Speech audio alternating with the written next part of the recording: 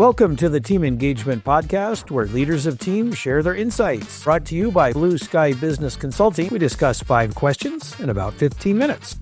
Hello and welcome again to the Team Engagement Podcast, where we interview and discuss leadership in teams with leaders and other experienced folks. I'm very excited to have Kurtis Strauel with us, and he is the Senior Director of HR at Mark Taylor Residential out of the very warm area, Phoenix, Arizona. So, Kurtis, thank you so much for taking time to be with me on the podcast. Tell us a little bit more about Mark Taylor Residential. Sure. Well, thanks, Sean, for having me. I'm excited to be here. Yeah, Mark Taylor Residential is a multifamily property management and ownership company here in the Phoenix area. We're happy to celebrate our 40th anniversary this year. We've got great people. We're 825 people strong and growing, which is always a great thing. Predominantly here in Arizona, but also expanding into the Nevada, Las Vegas area. But great people, great leadership, great organization, all focused on putting people in their home. You know, they're maybe their first home, maybe their last home, but it's still the opportunity to seize that American dream of living in this great communities that we offer and these homes that we provide each and every day to our fabulous residents and get the joy of managing for our great clients. I love that.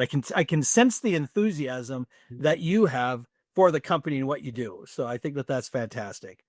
All right, well, let's get started with our questions. Kurtis, the first question number 1, sometimes teams or employees will kind of fall into a little bit of a lull and maybe kind of not quite as enthusiastic as they might otherwise be. How can leaders help to infuse more energy into their teams when that happens? Yeah, I mean, I think at the end of the day, right, everybody's going to go through those. High-performing teams will hit those lulls. But, really what the key is connecting people to the purpose, right? So they always know what they do and how they impact the greater organization. And I think as I opened it up, talking about is, you're not just a leasing consultant, but you're really putting someone in their home, right? And so I think connecting people to purpose reinvigorates them, gives them that momentum.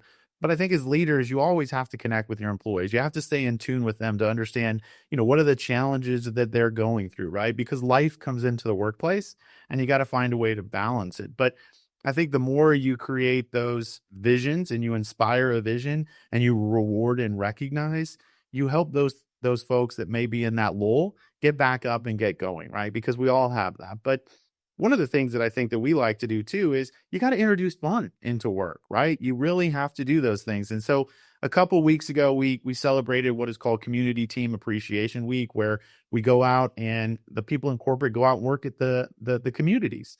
So myself included, painting curbs, picking up trash, doing things like that. All of those fun activities to support our on-site employees. But at the end of the week, we get together, we have a few drinks, we have fun, we have activities. And I think the human connection, allowing others to connect, energizes people. It creates that social aspect that we all need and reinvigorates and remotivates us. And the other component is we have a very, very strong VTO or Inspire program or volunteer program. And I think the opportunity to give back in which the communities in which we live, in which we work, but doing it together as a team also reinvigorates people and can make those connections which drive purpose, which ultimately drive results.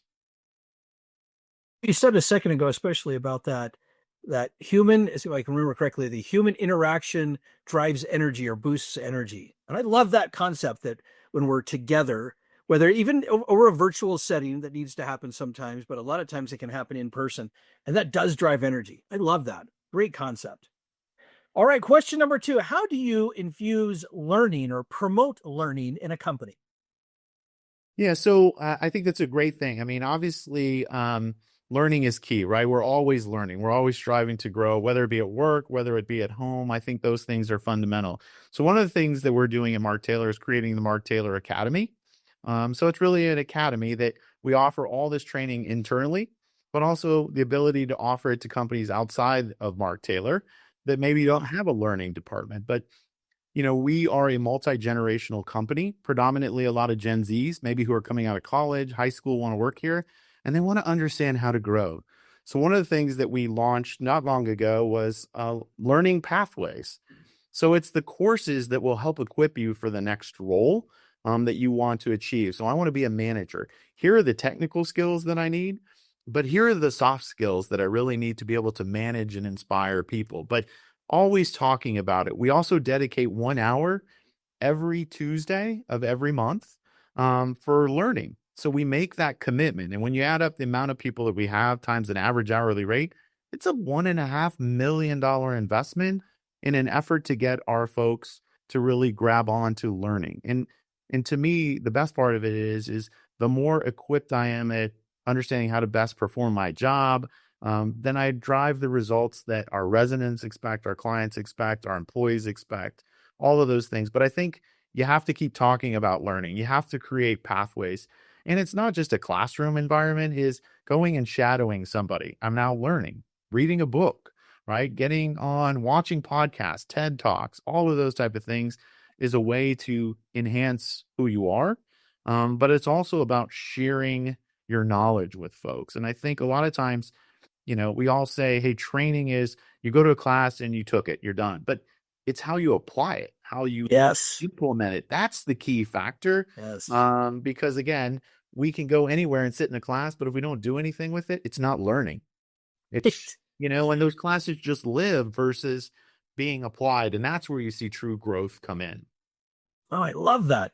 Yeah, it's so important. I laugh a little bit when you said that we got to apply it because we love to do that as human beings. I don't know why it is. We love to learn things and then not apply it. And I don't quite understand that. I have kind of a phrase that I like to use, which is have humility to learn and then courage to act. It's like, okay, take what you've learned and put it into action. Let's do something with it because it doesn't do any good to just sit there and store it up here, or at least minimal good at best. So great comments. Love that. Question number 3, share one tip for effective delegation. Yeah, I think it goes back to kind of what I just talked about there is you delegate for growth, right? And so not when I say it that way is you think about somebody who wants to develop and grow, right? So the more you delegate, it's not about just assigning a task to somebody and saying, hey, can you do this? But I really think if you focus on delegating as an opportunity for growth. So I'm going to give Sean this task, but I'm also going to explain the why behind it because you've talked about you needed more exposure to budgeting. You needed more exposure to this. So if I explain the why and how it ties into your growth plan, but then also empower you to act, right? So I'm going to get out of your way. I'm going to let you do the great things that you can do. Because I'm going to encourage the heart and want you to achieve the best. But I think when you think about I'm just delegating the task, it becomes it's not as exciting. But if I think I'm delegating this because it's going to help you grow, it's going to help you be better, then it forces me to look at the tasks and say on my own team, who needs growth? Who needs exposure? But it's also the conversation. And then it's the following up. Hey, you did great. Hey, we missed the mark a little bit. But I think a lot of times we just say, I don't want to do this task. I'm going to delegate it. Delegate with purpose and with intent. And I think it creates a more rewarding experience for not only the individual, but me as the leader, because now it gives me the opportunity to see the talent I may not get to see every day, but it also allows me to coach and have those critical conversations too. Oh, great comments. And I could not agree more. Delegation is not, you said it, but it's not about just letting go of the tasks we don't like. It includes some nurturing, mentoring, and those kinds of things. I love that. Great comments.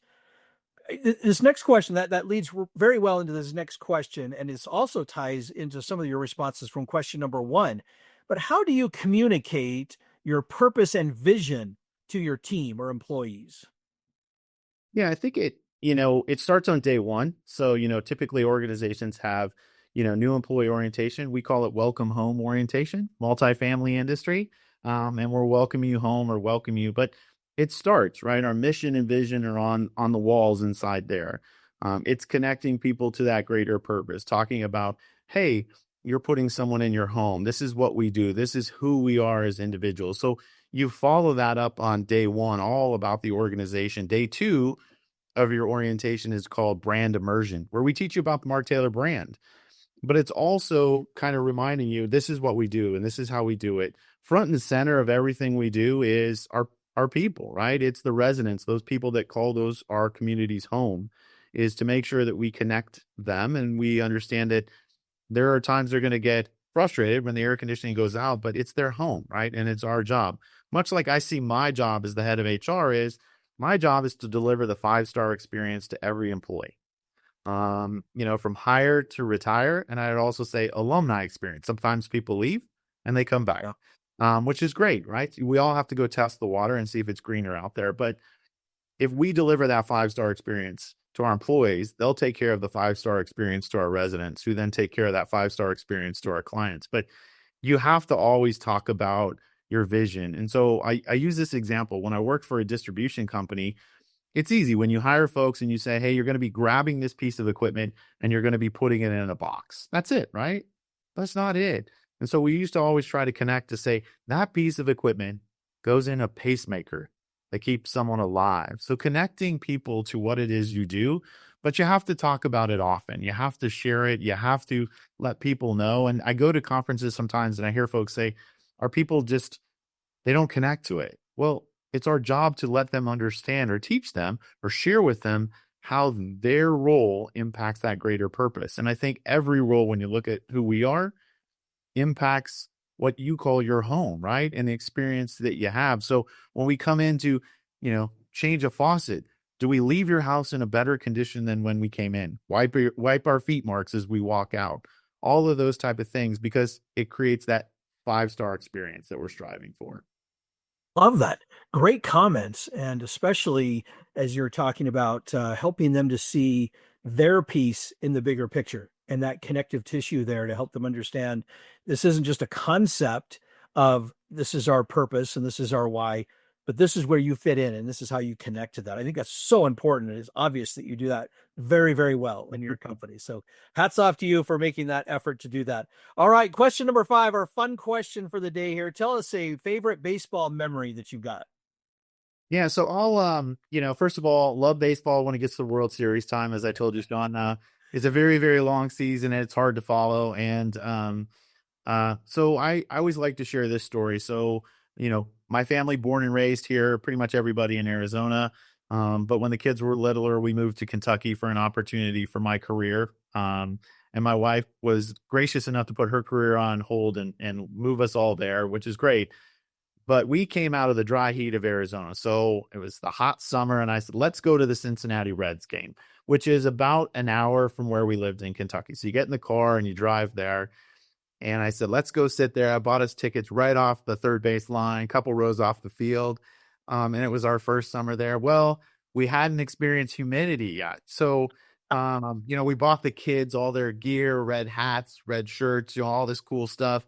And when I looked at them by the second inning, they were melting, right? Because that humidity was brutal. I'm like, do you want ice cream? Do you want sodas? Do you want this?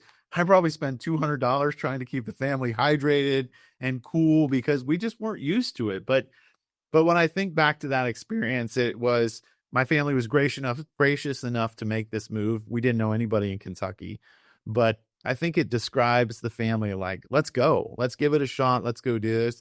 And I think about that resilience when I made them kind of go through that game and they suffered a lot, but they got to see their first Reds game in a beautiful stadium. But I think that describes my family is the up and downs and the resilience. And we survived that game. We survived Kentucky before ultimately coming back home to the great state of Arizona, which we call home. But I love it because, baseball is truly it's a great sport. It's a lot of rivalry. My wife had the pleasure one time of going to a Game 2 World Series and doing that. I have never experienced that myself, but Me neither. yeah, I would love to do it. She lucked into it with one extra ticket and I was not invited by a vendor, but at the end of the day, I mean, I love that question because, right, sports, I think, has such that energy to unite us all. When you look at it and you look at things in the world, not to get all political, but Yeah. there's disagreement. But when you watch sports, we all become one, rooting for that team, and we share it like in the NBA season. But everybody, no matter our differences, we become united and rooting for our team to win. And the Reds are not very good, but I enjoyed seeing them. I go to the Diamondbacks a lot as well too now that we're back in Arizona. But sports is just a fun getaway. It's a fun chance to watch these tremendous athletes perform these great things that they do each day. So I love it. But I didn't really love humidity, but I'm glad to be back in the dry heat of 120 degrees of Arizona. Oh, I love that story. I love that you have it's family connected. It's connected to your family and the experience of going to the game together. And I've got two daughters, and they are not athletically inclined at all, despite my best efforts. I'm lucky if they'll sit down and watch a couple of pitches with me, let alone a game. But we like to do things as a family. It's just not always sports centered. So I'm rather envious that you got your family to go to a baseball game and have that experience. But that's awesome. That's great. Kurtis, thank you so much for taking time to be on the podcast today. How can people find you? Yeah, Sean, thanks for having us. I mean, I love the conversation. I love the topic that you're talking about. People are just so incredible. They're the core of any organization. But I think simply, I don't have any social media things, but I'm on LinkedIn. Look me up, Kurtis Strauel. You can find my email address here on marktaylor.com. Love to connect. Anything that I can do, anything that if you ever want to talk about people, I'm always available to talk about people and organizations. But truly blessed to be here. Thank you for having me, and thank you for allowing me to share some of my family experiences and Mark Taylor experiences and all those great things. But truly, I believe that, my passion is people and the things that we can do, because, they drive the organizations. They're what make organizations great. They're that secret sauce, if you will. And, you got to grow with them. You got to hire them. You got to retain them. You got to grow in them. You got to invest in them. You got to care about them at the end of the day, because truly, people is what it's all about. I agree completely. I love that. That's a great way to wrap up our episode here. Kurtis, again, thank you for joining us. Thanks to all of you who tune in and either view or listen to the podcast. We really appreciate it. And we hope that everything that you're listening and hearing, you're able to then turn around and apply to your leadership situation. So thanks so much to everybody for joining us for the Team Engagement Podcast. We'll see you next time. This is Sean Richards with the Team Engagement Podcast, where leaders of teams share their insights. For more ideas, go to teamengagementpodcast.com. We also invite you to follow or subscribe to our podcast wherever you may be listening or watching. Is your business thriving? Go to tbs-score.com to find out. Thanks for joining us today. Have a great day.